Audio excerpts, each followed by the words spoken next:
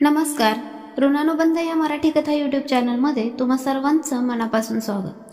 मित्रांनो, तुम्ही जर चॅनलवर नवीन असाल तर कृपया चॅनलला सबस्क्राईब करा. चला तर आजच्या कथेला सुरुवात करूया. मैत्री आणि प्रेम भाग 2. आज शनिवार, पण प्रतीकशी काही भेट झाली नाही, म्हणून मी प्रतीकला हाय असा मेसेज केला. अगदी 2 मिनिटाच्या आत रिप्लाय आला. हॅलो. अरे, मी तुला मेसेज करणारच होतो. खरं तर उद्या मी जरा फ्री असणार आहे संध्याकाळी. जर तुलाही वेळ असेल आणि तुझ्या घरच्यांना चालणार असेल तर लंच करूया सोबत. अरे, मला विचारायला लागेल. मी विचारून सांगते तुला. प्रतीकची अशी ऑफर ऐकून मी चक्रावूनच गेले.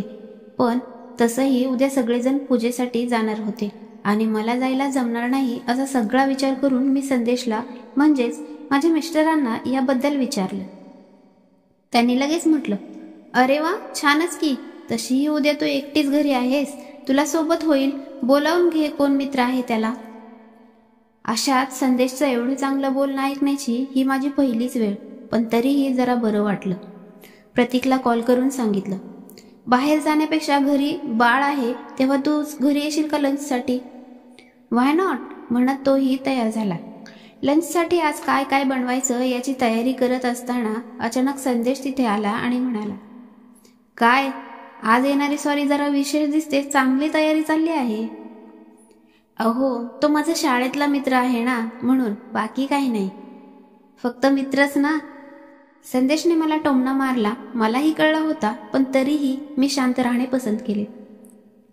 तसं गंमत ग म्हणून तो तिथून निघूनही गेला. संदेश हा देखील माझा प्रियकरच. आमचं लव्ह मॅरेज झालेलं. मी त्याची प्रेयसी, पण फक्त लग्नापूर्वीची. एकदा का प्रेयसीची बायको झाली की सगळं संपलं म्हणून समजा. माणूस आपल्याला गृहीत धरायला लागतो. आपण गृहीतक बनण्या इतकं वाईट दुःख जगात दुसरं काही असूच शकत नाही. असो, सासूबाई, बाबा आणि संदेश तिघेही पूजेसाठी निघणार होते आणि आम्ही दोघेच घरी होतो. रविवारी दुपारी 1 वाजायच्या सुमारास दरवाजाची बेल वाजली. मी लगबगीनं दार उघडलं. समोर अक्षरशः प्रतीकला बघून मिठीच मारावी असं वाटलं, पण स्वतःला आवरत त्याला आत बोलावलं आणि त्याला पाणी दिलं. प्रतीकने विचारलं, अरे, घरचे सगळे गेले का पूजेला? मी उत्तर दिले, हो. अच्छा, बाकी मिस्टर काय करतात मग तुझे? अरे, ते शाळेवर शिक्षक आहेत. अरे वा, मस्तच की. आमच्या चांगल्या गप्पा रंगल्या असत्या मग ते असते तर.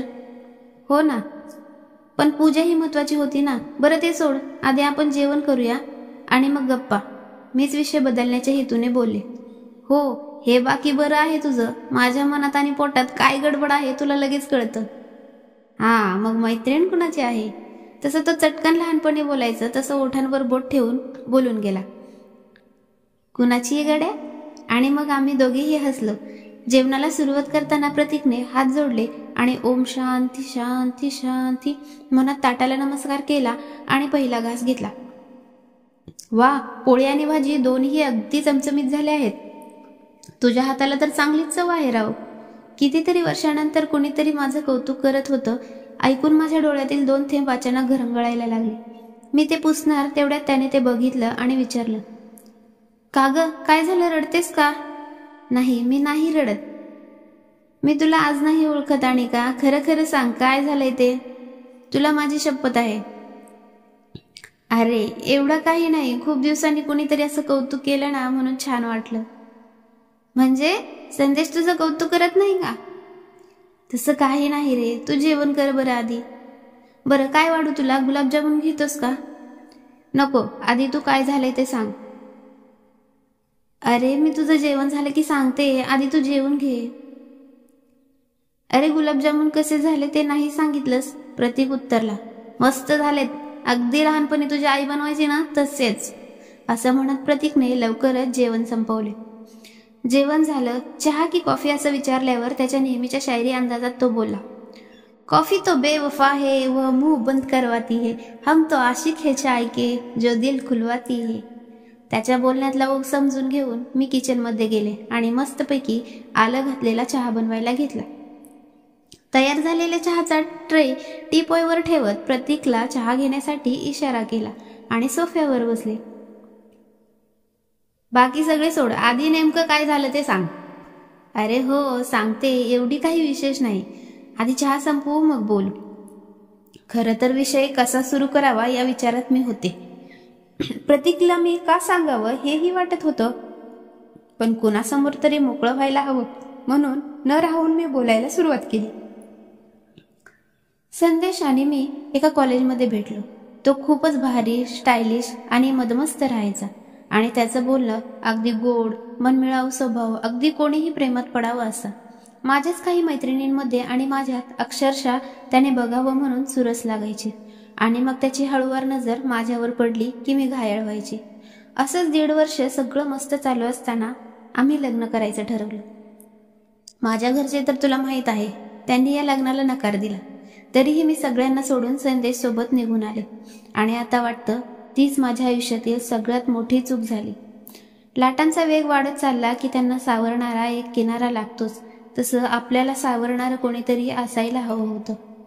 परंतु मी तर सर्वच सोडून आले, त्यामुळे मला कुठलाही आधार नव्हता. 1.5 वर्ष इकडे आल्यावर सगळं सुरळीत चालू होतं. संदेश शाळेवर जायचा, माझीही खूप काळजी घ्यायचा. शिवाय माझा जॉबही मस्त चालू होता.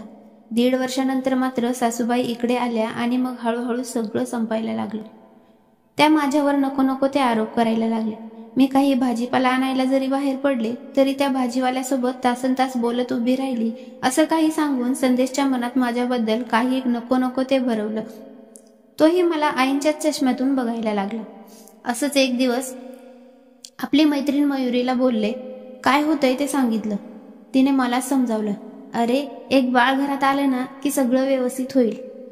असलेली नोकरी सोडून बाळाबद्दल विचार करायला सुरुवात केली. कसं तरी घरच्यांना तयार करून मी माझ्या मनाची तयारी केली आणि लग्नानंतर 3ऱ्या वर्षात घरी एक छोटा पाहुणा आला. आमच्या दोघांच्या नावावरून त्याचं नाव अनिश ठेवण्यात आलं. घरात सगळे आनंदी बघून मला तर खूप छान वाटत होतं. वर्षभर सगळं एकदम छान चाललं. सासूबाई पण खुश वाटत होत्या. अनिशला सांभाळण्यातच गुंग असायच्या. खरं तर डॉक्टरांनी आमचं खूप छान समुपदेशन केलं होतं. तेव्हापासून सासूबाईमध्ये बराच बदल झाला होता. मला तर सगळेच एकदम नवीन आणि आनंदी वाटत होतं. पण जसं मर्फी म्हणतो, सर्व काही सुरळीत चालू असताना काहीतरी विपरीत घडण्याची तयारी सुरू असते. माझ्यासोबत अगदी तसंच झालं. अचानक संदेश घरात चिडचिड करायला लागला. अनिश थोडा मोठा झाल्यापासून माझ्याजवळ मनमोकळं बोलत सुद्धा नाही आणि माझ्याजवळ येत पण नाही. तुला विश्वास बसणार नाही, पण मागच्या 2 वर्षांपासून त्यांनी मला कधी मिठी मारलेली सुद्धा मला आठवत नाही.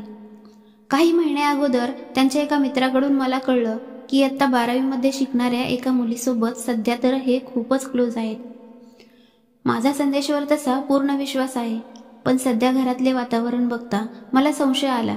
मी त्यांच्या मोबाईलमधील मेसेजेस त्यांना समजून न देता वाचायला लागले आणि मग ज्याची भीती होती तेच झाले. अचानक मोबाईलमध्ये प्रमोद नावाचे कुणाचा तरी व्हॉट्सअप मेसेज आला. Miss you. ते वाचल्यावर मी पूर्ण चॅट ओपन केली तर त्यात अजून बरंच काही भेटलं. ते बघत होते तेवढ्यात संदेश आला. माझ्या मोबाईलला हात का लावला म्हणून मोठ्याने ओरडायला लागला. मी त्याला कारण सांगितलं, पण तो ऐकायला तयार नव्हता. शेवटी मीच माघार घेतली आणि नंतर बोलू असं ठरवलं. आणि का संदेशला बोलू शकेल का? नेमका प्रतीक यात तिची काय मदत करेल का? या सर्व प्रश्नांची उत्तरे जाणून घेऊया पुढील भागात. मैत्री की प्रेम भाग 3 मध्ये. धन्यवाद.